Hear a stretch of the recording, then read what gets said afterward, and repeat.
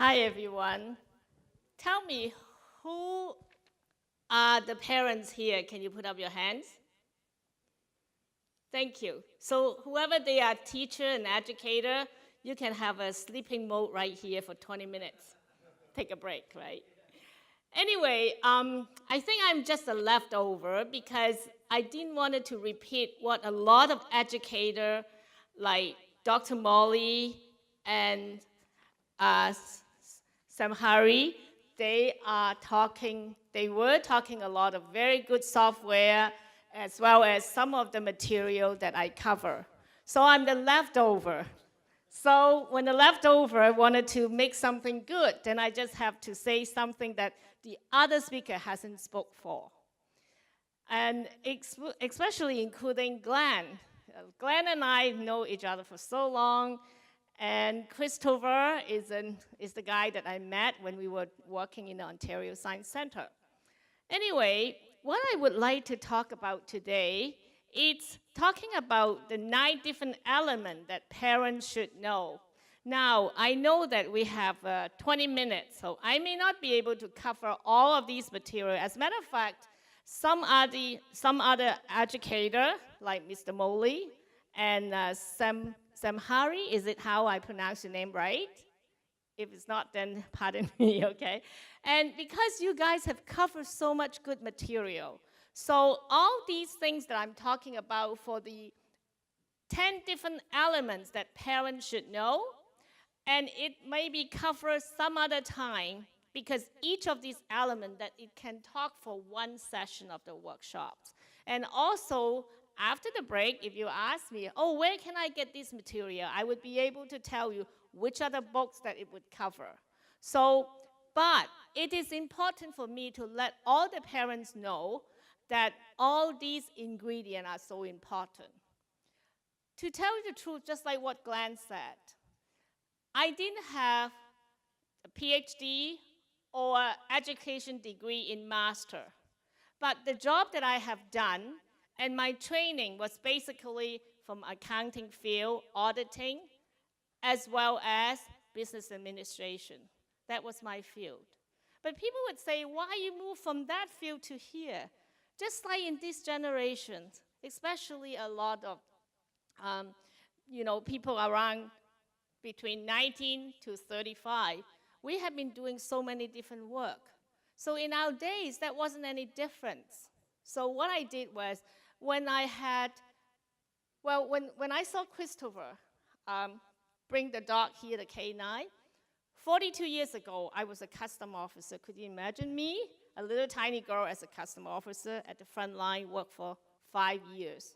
And then after that, I was an auditor, commercial auditor. Nobody wanted to see me as an auditor. They always stepped back. And then after that, I worked with a lot of new immigrants. And I always ask new immigrants, I said, why you came to Canada for? They said, I came here for my children.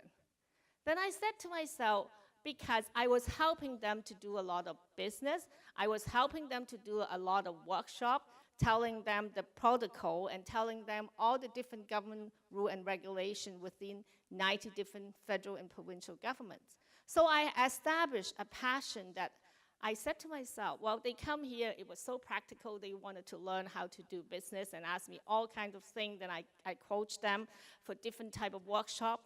But how about they told me they came here because of their kids? And then I said to them, I said, how much time and quality time you spend with the kids? Not a lot. Then I said to myself, well, why don't they come and listen to me that, I teach them other practical skill, business skill, or how to do importing and exporting. But on the other hand, I said, would you mind to listen to me for 15 minutes? Then I would like to give you some really good information about how to nourishing your children. Because I think I did quite well for my own kids, so I would like to share, and I don't want to be selfish about this. So parents today, I wanted to talk about the elements that this is what I wanted to cover. Mind you, I may not have time to say all of them because we have other educators has already covered a lot. But these are the really, really essential ingredients that a lot of educators has covered one or other topic.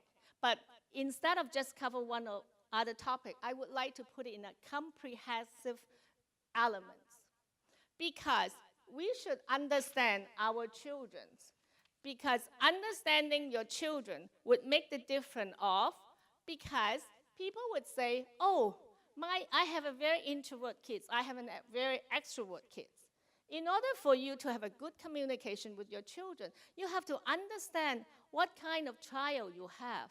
And even yourself, sometimes we may not be able to understand our own character. So if you can understand your own character, you can really see, what type of character you are, what kind of children you have, then you will be making a better parent, because you will understand the kids' shoes and you will understand the culture. Even though in the same culture, but there is a culture break. If the younger kids will be able to understand what they are doing and you will understand them, there will be a better communications. So also, I talk about growth mindset. There's a lot of books talk about this, and I have, other than just my workshop, I would be able to share with some other books that you can use, okay? Now, intelligence and talents can be trained. Spend the time training instead of documenting everything. And when your kids are doing well, instead of just praising them crazily, you praise them for the hard work, because that is the reality.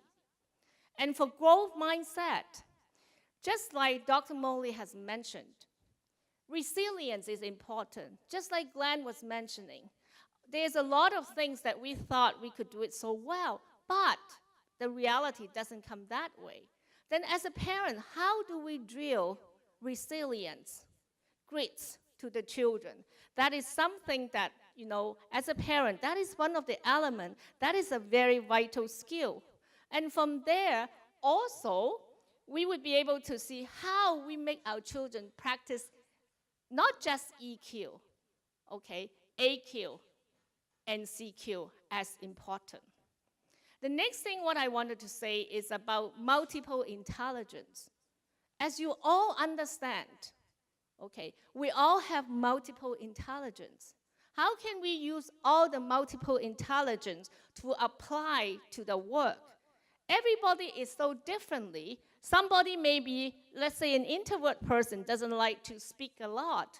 Then he might do some work like arts work, or somebody is like, they may be an analytical person, or just like Chris, for example.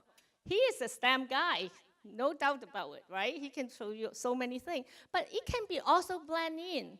As a parent, we have to understand, okay, what suits the best for your kids? What are the other multiple intelligence your kids has?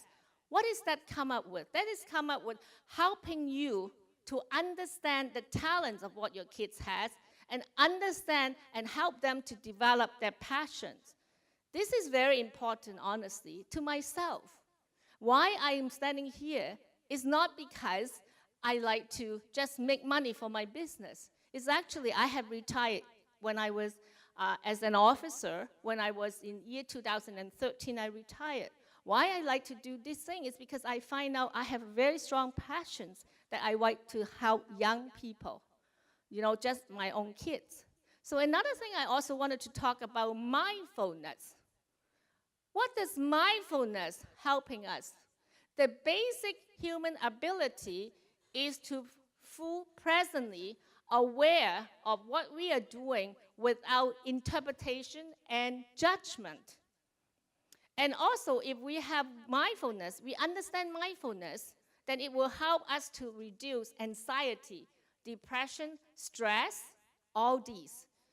And the Toronto District School Board has mentioned that 1 out of 4 kids has certain type of anxiety. I'm sure a lot of parents have heard about it.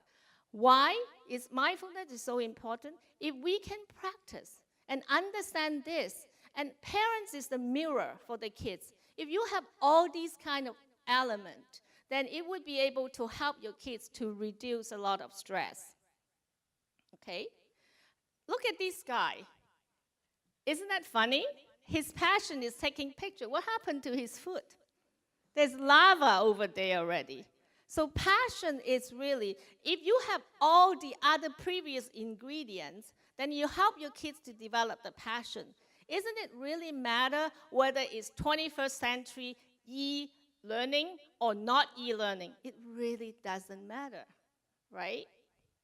So passion is very, very important of helping your children and helping them to develop their skills and ability.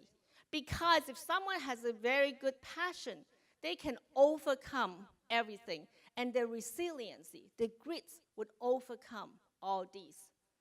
Next thing I'm talking about is good communications.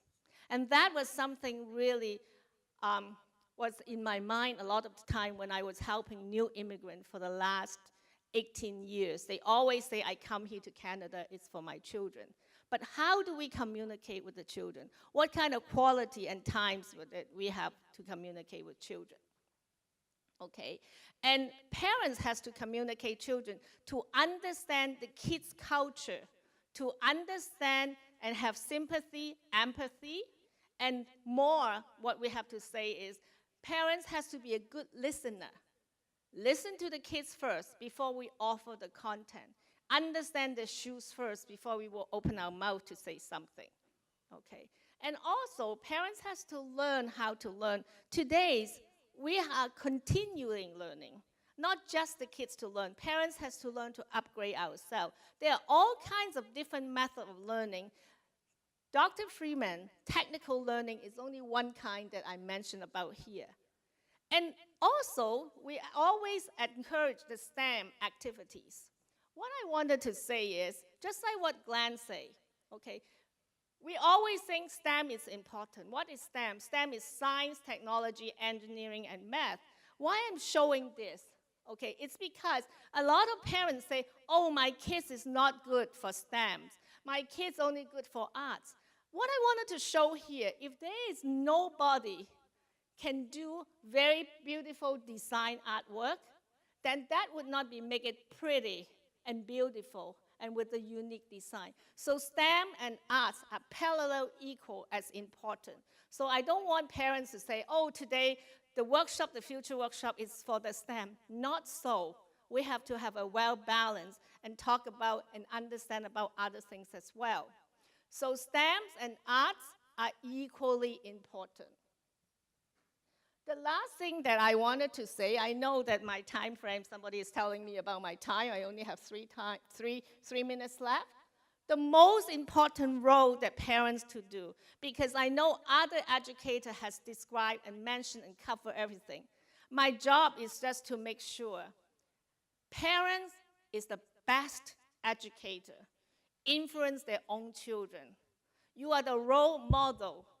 You are the mirror. And I had other parents say to me, oh, whatever I do, if I tell my kids something, and if I cannot convince my kids and give them the respect, my kids resent it to me. And that is very true.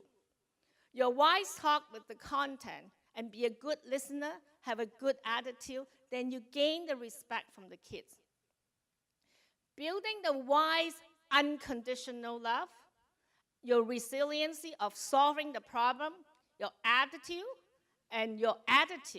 okay, how, as a parent, how you solve the problem, as your daily work, how you solve the problem. Even though you're so busy, when you come home, you put your kids into a priority. They all know. When you take them to the holiday, even though they were 5, 6, or 7 years old, they remember. You have your self-esteem, your faith of doing things, your attitude working on anything, your kids will cover and will copy. And thank you for listening to me. And I also bring some material or books or something that I can show you. And actually, I am supporting a lot of robotic team. That is this signature that I got when I was supporting the boy. Actually, 3 weeks ago, they won the best of the best American robotic competition. That was the boy who signed his name here. And also, I got this, and I was using this and telling a lot of parents, there's a lot of material that parents can use. This is only a paper robot.